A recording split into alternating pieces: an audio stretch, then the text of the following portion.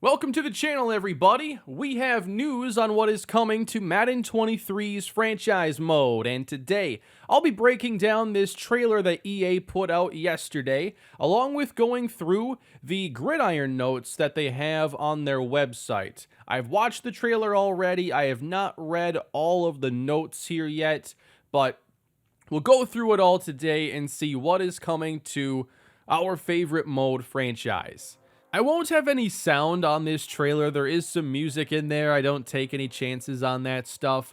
But the screenshots will kind of show what their points are, and I can break it down as we go through. But in franchise this year, the focus has been on free agency in the offseason and some things with team construction. So you'll notice here we have updated menus for one. I think the UI looks significantly better. I did not like Madden 22's UI whatsoever. Better font choice, color usage, organization. So this is what free agency now looks like. And I like a lot of the things I see here. Now, one of the main things they're trying to really hammer home is that they've added the motivations and then these player tags. Now, we've had motivations in the past. I forget exactly which Madden it was. Something between Madden 12 and Madden 25. There was a game where there was motivations in free agency. So this is definitely not entirely new, but it does need to be in the game again. And then here in this free agent menu, we can also see there's a spreadsheet of player ratings. Now, let me throw up a screenshot here of like an off season in Madden 22. You're always having to click on players to see their ratings, but now you can sort, and we also see down here, view player card. If you can view their player card, you should be able to see their stats, I would imagine. A lot of times I'm signing like a veteran pass rusher, and I'd like to know, like, is this guy any good? Like, has he gotten sacks in the last couple of years? Really hope you can check those stats. But it is a refreshed view here in the free agency menu. And then you'll notice here we have players and their motivations. So Jason McCourty, for instance, he wants to play on a team with historic championships. They do have a Super Bowl ring, and it looks like here, Super Bowl chase. They consider the Saints to be a playoff contender, so that is positively impacting his interest. And then warm weather state, along with these tags. So Jason McCourty will be playing the role of a mentor, which gives a boost to other players at the same position. Now, one of the issues I have with that is just, all right, is he only helping free safeties? What about the strong safeties? Because they like to separate these positions, but there are definitely situations in the game where it's more convenient to just have all the safeties in one thing, or like edge rushing designation would be incredible. They've also talked a little bit about the scouting here. There's a bunch of stuff we'll get through in this trailer. You can watch the whole thing and then come back to this video if you want, but I think this will be fairly comprehensive and cover all the important stuff. All right, so we're gonna kick it off here. We have free agency. They talked in this screen about how in Madden 22 it was all about like who offered the most money. That's not entirely true, because there are plenty of times where I offered the most money and lost for no reason to a terrible team. Like, I don't always want to win just by offering the most money, but I'd sure like to know why I lost. In this section, they talk a lot about different players that were motivated for certain reasons this offseason. Jarvis Landry and Russell Gage were the examples. Now, I think it's easy to look at something that happened in real life and then just make it that way in the game, because you just saw it happen. My question is how dynamic will these things be? Will a lot of players in their 30s just want to play close to home? How does that happen for future players in upcoming draft classes? Now, it mentions here that Russell Gage wanted to play with a franchise quarterback like Tom Brady. Later in this trailer, you'll see that a lot of players will be fitting that category. It's not just the elite quarterbacks that will have that positive effect. They get into Von Miller as well. They talk about the Super Bowl chase motivation. So he wants to go to Buffalo to try to win a championship. And then, of course, franchise quarterback Josh Allen is there. Marcus Mariota. Now, he's a player who simply just wanted a chance to start. And there are other situations here that'll make that possible. So, top of the depth chart. Simply put, he wants to go somewhere where he can start. Here's Dwayne Brown at 79. I'm guessing Mariota would be the same situation. Like, these players should be going to teams where they can have another chance to start and not just be a backup somewhere else. Then we see the no income tax. North Carolina doesn't fit that here for Dwayne Brown. Scheme fit there still matters. And then the player tags, they consider him to be a bridge player.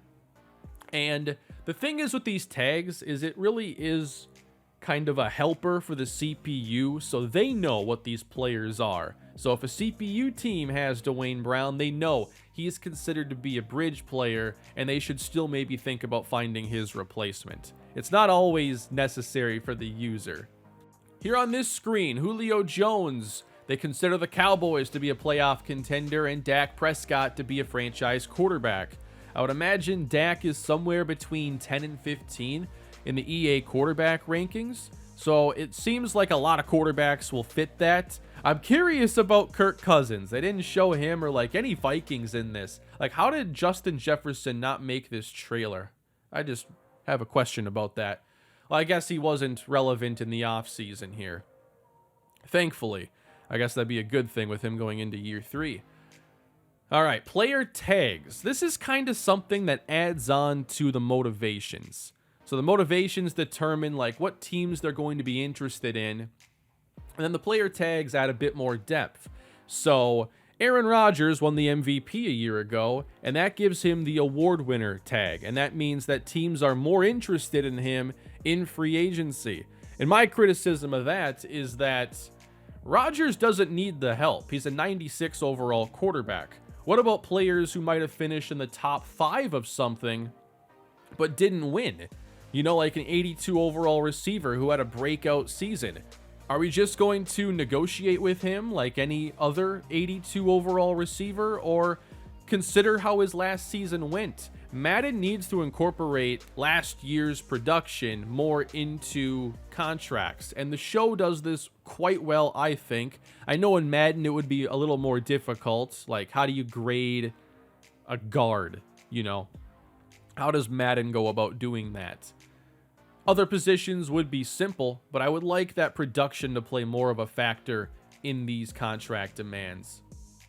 We could also see Rodgers has the franchise quarterback tag, which means he will not be replaced until later in their career. So I think they're saying there the CPU would not have drafted Jordan Love. One thing I really like that they have here as a player tag is day 1 starter. So certain players are going to have this tag, and that means that they'll be placed above similarly rated players on the depth chart, and teams are unlikely to draft their replacement. So I wonder what that gap needs to be. I'd like to see it maybe 5 points or less gives a player a boost to start over somebody else. And then for unlikely to draft a replacement, got to be careful with certain positions because you need 3 starting receivers. So you can't just be done with Jamar Chase and T. Higgins necessarily. But I think this is a big help to make sure that the star players are just going to start. And this is obviously a thing that helps out the CPU. And that's a recurring theme throughout this, is different features that will definitely help the CPU teams. And I hope that this makes a nice difference. And it'll be very helpful for those quarterbacks that CPU teams take to start over journeyman backups. It's probably just better in Madden for skip the whole song and dance with Andy Dalton starting over Justin Fields and just play him. And that's what I hope the CPU teams will do going forward. We have players who can be mentors and can boost weekly training experience for other players. Again, I just like, you know, if it's Jason McCourty, let's help out all the safeties. If it's Bobby Wagner, all the off-ball linebackers. But in Madden, there still is nothing separating off-ball linebackers from edge rushers, and there's still going to be left ends, right ends, left outside linebackers. So that's unfortunate. We get to free agency here. We get to see what motivates that player. Each player is going to have 3 motivations, and then you'll have an interest in your team. So this team here, I guess they're playing as the Rams. And if you look down here, Odell Beckham, that's only moderate interest, it looks like. So something there isn't a fit for him. You'll see over here if there are any offers, how many teams are interested. So now you can see there are interested teams. You don't know who they are, but they haven't offered yet. So maybe that gives you an idea as to, okay, there's no offers yet, but in stage 2, expect this to heat up quite quickly. I also think the expected value here is quite nice. You can quickly sort through players and see like, all right, 18 million, we're in cap hell, we can't do that, and move on. So the other thing they've done that I like is in the stages, there are limits on how many players you can negotiate with at a time. To me, that makes a lot of sense. In that initial period, when you're talking about the best of the best free agents, you got to focus your talks on those guys. In real life, it takes sometimes a lot of effort to get the terms of a contract down, and you can't just be on the phone with 9 different agents talking about 12 different players right away. You got to focus your resources.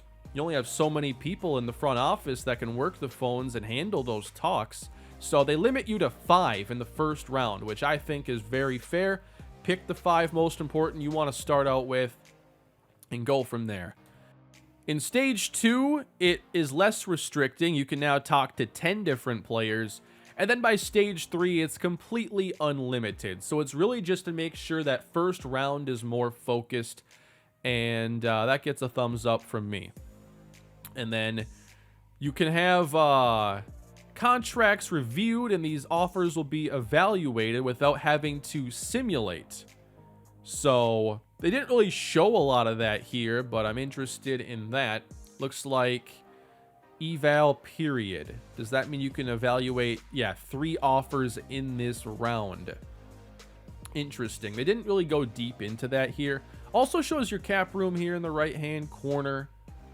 Don't think that's like special or anything. It used to be somewhere over here. But just taking a look at the UI, it is a massive improvement. And we see his development here. I think they did that before too. All right, we move on. Contract offers. So they've added some presets here. And this is nice if you're maybe not really familiar as much with franchise mode, but you just want to be able to make some contract offers simply. They have 4 different presets here that are going to be player friendly or team friendly, but you can also customize these. And what I like too is it shows you over the duration of the contract, what are those cap hits? That to me is fantastic. You know, when you're offering a quarterback a big 7-year extension, for instance, what does that cap hit peak at? I'm just curious. And then you can see, you know, year 6, it would drop off because signing bonuses are prorated over 5 years' time. So that's a nice addition to this screen. So the presets are somewhat useful. Player motivations are here, interest in your team, and then who do you have behind, or who do you have at that position already under contract? This is a feature I really didn't expect to come to Madden anytime soon, but they've added rollover cap.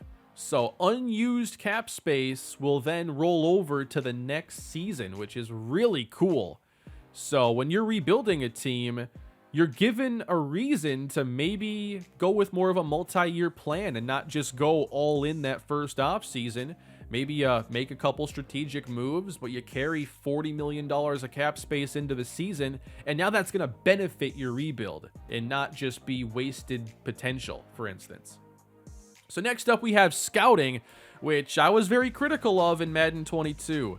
I liked it at first and quickly found out how time-consuming, cumbersome, and just how inefficient it was implemented. So many backing in and out of screens, and then not getting the right information on players, and just feeling like it was really unrewarding and unfun. I really have not been enjoying the draft in Madden 22, and as much as I was tired of the old scouting, I never really enjoyed this one. They have added some more scouts into the scouting pool. You're going to be able to focus on more than one position at a time, they say, because they have grouped some positions together. So here we see Ray Webb is scouting. His expertise is in interior offensive linemen. So it's not just one position. That's really nice to have there. And then we get to the actual scouting here. And before, I think we've all seen, like, you scout a quarterback, and like half the stuff you get does not paint the picture of who that quarterback is. And you're just playing the odds of hoping that you get information that is useful. In Madden 23, they have weighted attributes for each position, and those will be the ones that ultimately unlock first.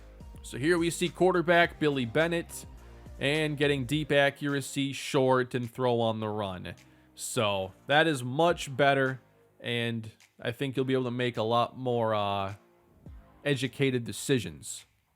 Next up, they have some community feedback notes. So draft class tuning, they have added basically more types of players that can be drafted. I think they've done a pretty good job improving the draft class variety in recent years. And one thing I noticed here on the scouting is, all right, each position has their 4 core attributes, and those are going to be shown right there. That's a great quality of life addition. So you can sort by quarterback and just immediately say, all right, anybody with C short accuracy, not on the board. You can do that very quickly as long as you have the info. And then we see here for right outside linebackers, it's going to be block shed, pursuit, tackling, and zone coverage. So that is a little inconvenient if Tavares Archibald here is actually an edge rusher, because those wouldn't really be the core attributes you would care about then. You'd want to know his finesse and power rushing. And that again just means, like, just put edge in the game. It would be so much easier. I'm sure there's a lot of work in doing it, but if it were actually in the mode, it would make playing a lot easier. Now, they've done some cool things with adding generational prospects at times. You know, an 86 overall receiver. That's not something we're used to seeing. Then they get into the trade logic and all this stuff, and I don't know, it's one of those things you really just have to check out. You know, they talk about addressing it, they talk about fixing certain things, but it always seems like there are major issues with the scouting or the drafting in trade logic. They do get into the draft logic here and point out, like, teams will not be drafting quarterbacks when they shouldn't be. And we'll see, you know, what are the limits to that, the rules they have in place here, because it was a huge problem in Madden 22. I don't know how many times I saw the Patriots and Chargers draft quarterbacks while Mac Jones and Justin Herbert were doing just fine. They also mentioned more abilities, but some of the more powerful abilities will be required to get that player to an even higher overall. So some of the abilities I like, some of the abilities I don't. Then we get into the main franchise screen. I think it's much better. The layout is functionally the same, but it just looks so much better than the UI we had in Madden 22. I'm so glad that I don't have to look at that UI anymore. Oh no, I have to look at it again. Come on. I didn't like it. It looked like a knockoff Nike Spark, and I didn't think it was laid out nicely. The font choice was subpar. So that's basically everything from the trailer then. And I felt like the trailer was a little underwhelming, honestly. I like some of the areas that they're focusing on. I like the idea of improving free agency and the off-season, the team building side of Madden. I feel like I really didn't enjoy the draft in Madden 22, mainly because the scouting was just really inconvenient. It took a lot of time, and then you'd get information that wasn't useful on players, and it was just a cumbersome, unfinished feature. And in the trailer, they didn't really go into great depth as to the quality of life improvements and how they optimized all the interfaces there in scouting. I saw, you know, when they showed the ratings on the side next to the player, that was useful, really nice. but I didn't see anything about being able to perhaps sort by all the quarterbacks. So you can see all the players you've scouted that have maybe B short accuracy or better. Things like that would cut down on time and help you make a board a lot faster. But let's continue on now by going through the gridiron notes they have on the site and see if there's anything different or anything they left out. All right, so we're getting into the player motivations here, and they mention that all players will begin with a set of 3 motivations, but with every year a player continues with the franchise, these may update to better align with their current situation. I'm glad they're dynamic. They should be, as where a player is in his career will change on a yearly basis. So for motivations, we have Super Bowl chase. Evaluated throughout the season, the teams in position to contend for a Super Bowl will be the prime destination for these players. Historic championships, a priority towards franchises with a winning culture that have shown their ability to bring home the Lombardi Trophy over time, or head coach historic record. Top tier coaches that have proven their contribution to winning games will better recruit players to come on board. I like that a lot. And I think that these should be very commonly used, as we don't always see weaker teams bring in the best free agents. They might bring in, like I said earlier, a lot of the second and third tier guys, but the bad teams are not getting better through free agency. It's the good teams that are, like Tampa, Kansas City, and the Rams.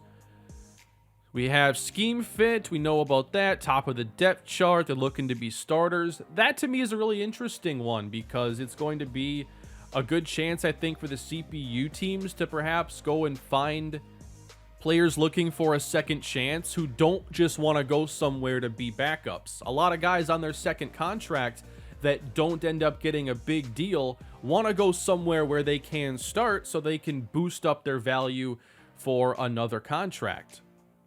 Team as a franchise quarterback. We talked about that one a little bit. Mentor at position. That is useful. It gives you a boost for signing some of those veterans close to home. The distance between your stadium and a player's home state can be a big draw. Big markets.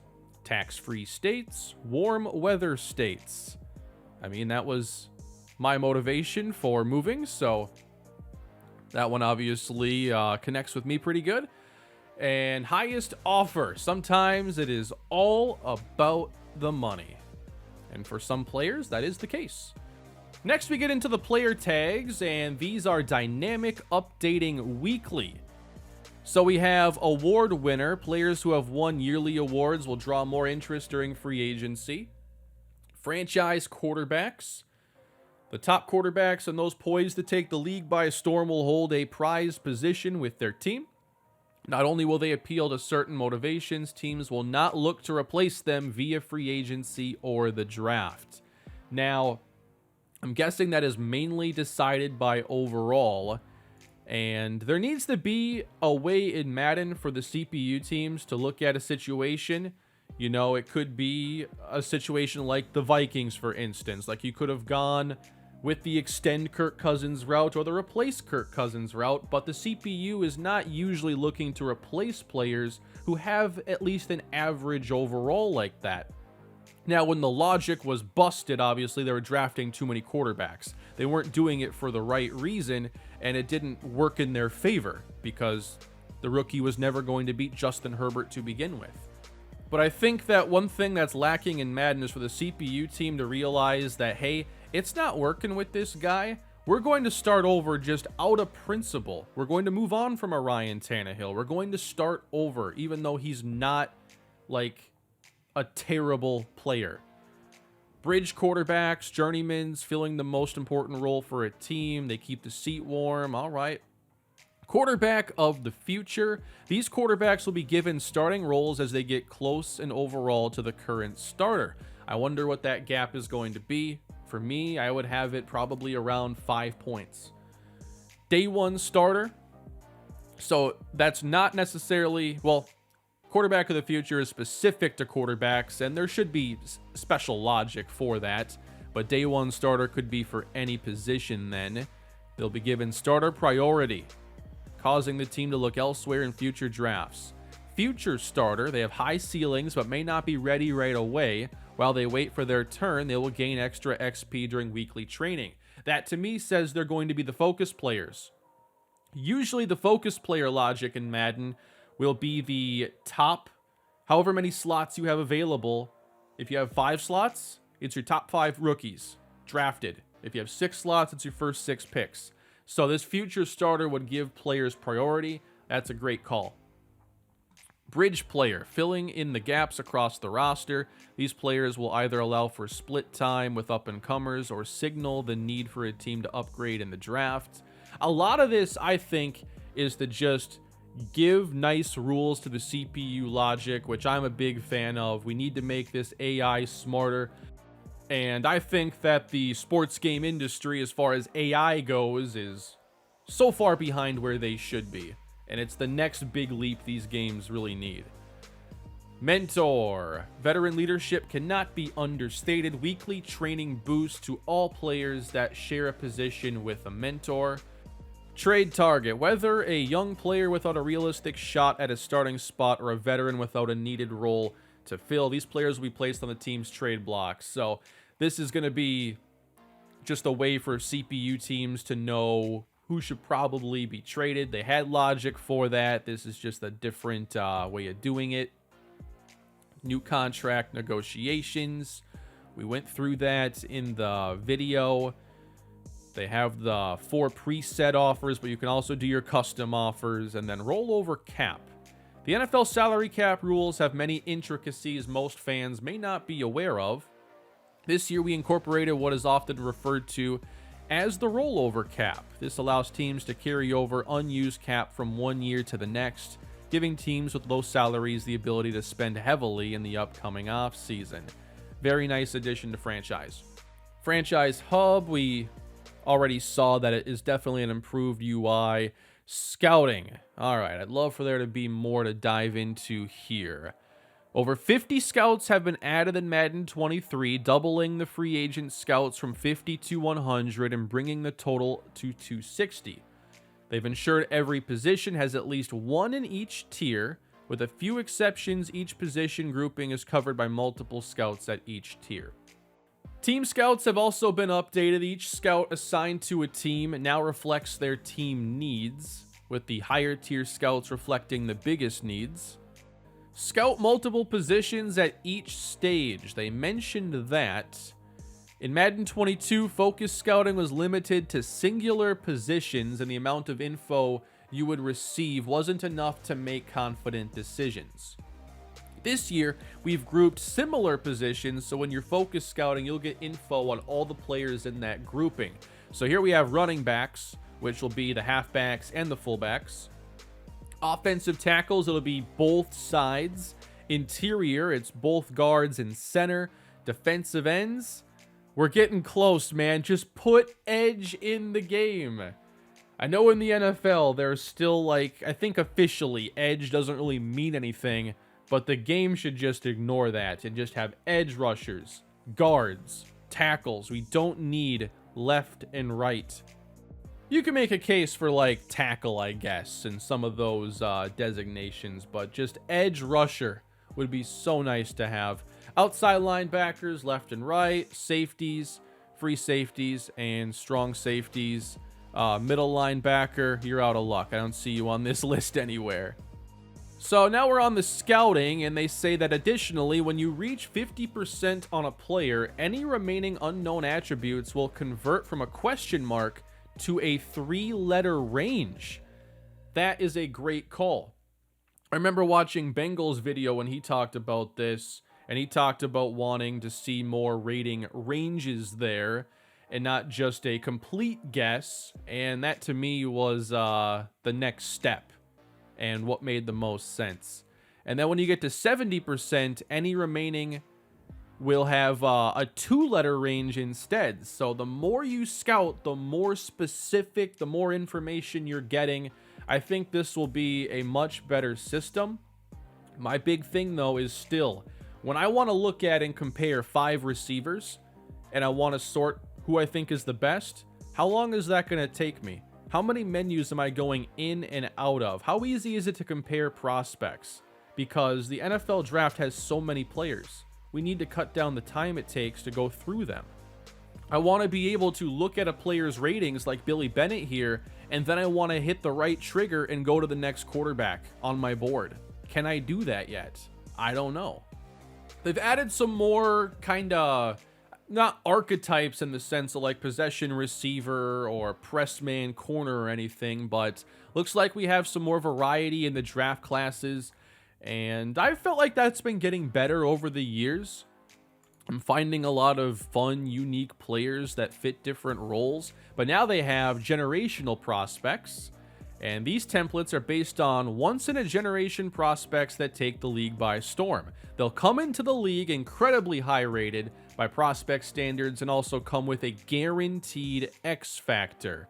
With that being said, these players will have the lowest chance at generating out of all of the templates, so they will be hard to find, but well worth the wait. And I wonder, you know, what indication will you have that you might be onto a generational prospect? Will it simply be elite athleticism and a few A grades? Perhaps. 99 club prospects. These will not be 99 overall players, but they're prospects that will bring an elite skill to the NFL. This is awesome. If you watch my Madden 20 franchise, this sounds exactly like the way Blackjack was making the draft classes. There were generational prospects, and there were players who were elite in maybe one or two areas, and the rest was a work in progress. We wanted these players to be fun, but also reasonably realistic. For that reason, you won't see any players with a 99 accuracy or 99 awareness. You may, however, see a quarterback with 99 throw power, a receiver with 99 spec catch, or a safety with 99 hit power.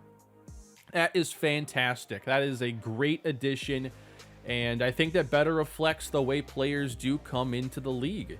Sometimes players do come in and they're just at the top in one certain category. You know, Jamar Chase was catching, obviously in preseason, people thought he couldn't catch for a while, but he was an elite, spectacular catch receiver. He was great down the field a year ago. And you want to find ways to replicate when you're drafting a receiver. How do you have your own Jamar Chase? How do you have your own Justin Jefferson? I think generational prospects, 99 club prospects, that gets you a lot closer to that reality. High variance prospects, true boomer bust prospects. They have a wide range than typical on their intangible attributes, increasing their volatility of their overall. This thought process also extends to their dev trait, where we've given these players essentially a 50-50 chance of being either normal or superstar, with a very small chance at star or X factor. I would like more depth on that one. That sounds interesting. I could see maybe that's kind of a build upon the 99 club prospects. Maybe you have a guy who's like comes in with 92 finesse moves, but like 54 power, very low awareness. And it's like, hey, there's one elite trait. There isn't a whole lot else to work with. Is this one trait going to be enough? So if that fills that kind of role here in the draft, that is great. Specialist prospects, players that are a bit outside the box and break the mold of our typical archetype, are either unique to their position or specialize in a certain area. These types of prospects include quarterbacks who excel at play action, edge and interior rushers that lack size, as well as linebackers that excel as a run stopper or in pass coverage but offer very little in the alternative. Another thing that is great. Give me those linebackers that have 85 man, 85 zone, but like 60 tackle and 52 hit power. Those guys are out there. This right here, I think, is something that was worth highlighting in the trailer. I'm excited about this. I think that is a great call on their part, and I can't wait to see the draft classes play out. That's one area of the game I do think has consistently gotten better. I think that they've done a better job of making sure, you know, like the modern day tight ends are better reflected in draft classes. So I'm going to give them the benefit of the doubt on that feature being pretty cool. Immersion and tuning, we have draft and trade logic, and really, you know, I don't really care what that says. I'm not even going to read it because I need to play it. I need to know if this actually works. You gotta try to break it. That's all you can do, is try to break the logic. See if you can get away with extreme things that shouldn't happen. I don't really care what the text says. Awards tuning, logics for several awards has been tuned, including MVP, Offensive and Defensive Player of the Year, Rookie of the Year, and a bunch of those other ones. So that's cool. Dev trait progression and regression. Along with adjusting the logic on several awards, we've also adjusted how awards play into a player's dev trait progression. If a player has a normal dev trait and wins an award, he will now be guaranteed to increase a dev trait. Very nice. A lot of times they were already likely to get a boost because to win one of these awards, you need the stats. And the stats can boost your archetype or your development, my bad. But this is a guarantee. That's the situation that I think makes a lot of sense. Players that win Offensive or Defensive Rookie of the Year or are first-time winners of the Best O-Line, Best Kicker awards also received a guaranteed dev trait increase. I am all for that. Immediate offers and trades. Trades within Madden have not favored casual NFL fans. I would disagree without going into more depth. Such a fun and dynamic interaction was held back by a manual trial and error approach without pre-existing knowledge of value in depth. It was overly difficult to find the best deal out there. Now only one side of a trade needs to be constructed. Once determining who you want to get or who you like to give away, an option is presented that will automatically generate a list of options from CPU-controlled teams for the player to choose from. Whether you're trying to find what it takes to grab your favorite player or how much value one of yours has, all possibilities are available at the click of a button. They could have just said Trade Finder, because that's what that sounds like to me, and Madden hasn't had that. Well, every other game does. So that looks to be all of the info then for Madden 23 franchise mode. Now, I think all in all, there's some really good stuff here. You know, I got pretty excited about the draft class improvements. I like the sound of that a lot. Player motivations, it's not entirely new. I'm not going to give them full credit for a feature that isn't new, but the tags are nice. It's nice to have motivations back in. But there are some things notably missing, I think, from this year's cycle. And the thing I want to begin with is the progressive fatigue from Madden 22. I was very excited that they finally brought that into the game. However, it was not done well enough, and eventually, I just had to turn it off because there were players that were disappearing from the CPU teams, and things just weren't refined enough with that feature, and there was no mention of it here. The other thing is with coaching staffs. We got nothing in regards to talent trees, a feature that I'd like to see developed a little bit more. They never said if our coordinators can now be hired as new head coaches of CPU teams. Right now in Madden 22, you can hire an offensive and defensive coordinator and just develop them for the long haul, and they'll never get hired away, which was a great part of keeping things a little more balanced in NCAA 14, because if you were an elite team, you lose your coordinators all the time, and sometimes the replacements were you starting over basically with the talent trees and not getting any sort of a boost. So I would have liked some more depth there, but if their main goal was to attack the offseason, I get it. They had to iterate on the scouting. That was a high priority, at least in my eyes, but I need to know the quality of life when it comes to it, because it was not good in Madden 22. A couple more things that were not addressed. Offline franchise. I am terrified of offline franchise at this point because I lost an entire series in the last cycle because I was no longer able to load my file. I cannot start a series, get all these years into it, and suddenly not be able to access my file because of an issue in the game. That is a big problem. I went to Cloud Franchise. Cloud Franchise had its own share of problems. At least files for me always continued to work. However, there was problems with getting kicked off the servers all the time, and not just like randomly here and there. You know, when you simulate past the draft and you go into preseason, every single time you get kicked off the servers. When I was doing my long-term sims recently with the Giants, every offseason there were 2 specific points I would get kicked off the servers. Each time required me to connect back to the servers, get back into franchise, and slowed my progress down. Another thing noticeably absent.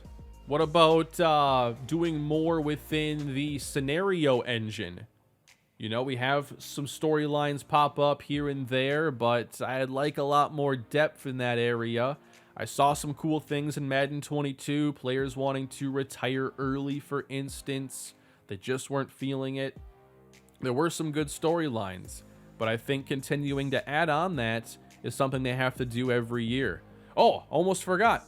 Expansion teams or relocation teams. What about new locations, new uniforms, or just give us a creative suite and we'll take care of it?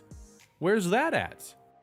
Overall, my thoughts right now are that they seem to be doing some cool things on the gameplay front, and I've heard a lot of good things about the beta.